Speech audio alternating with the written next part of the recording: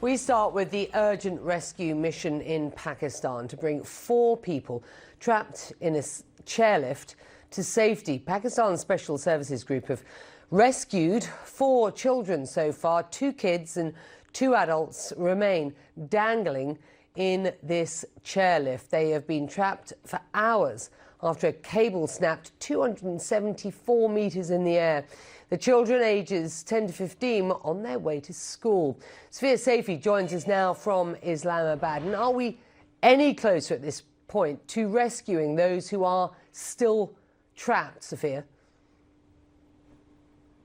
Well, Becky, while it's been some great news that those 4 kids have been rescued, there's a situation that because it's now nightfall in that very remote part of northwestern Pakistan, the helicopter rescue operation has had to be paused because there's just too much darkness there for that to continue. So there are efforts being made by the commandos on the ground as well as by locals to kind of reach that cable car that is suspended about 900 feet above ground. And this has had the entire country fixated for more than 10 hours. These kids were on their way to school at about 8:30 this morning local time. They were commuting between 2 valleys. Their school was on one side, their village was on another.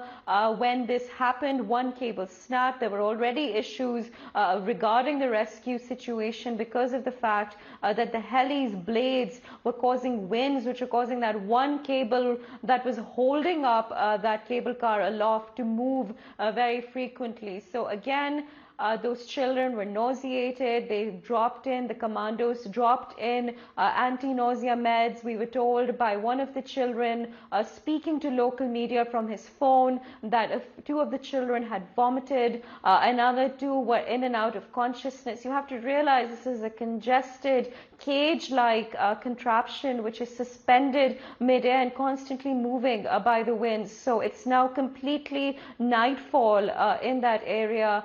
It's still very ominous, but there is a lot of hope in this country that this rescue operation will be successful. Becky? And Sophia, we are all praying for those who are still trapped. What have local authorities said about the incident?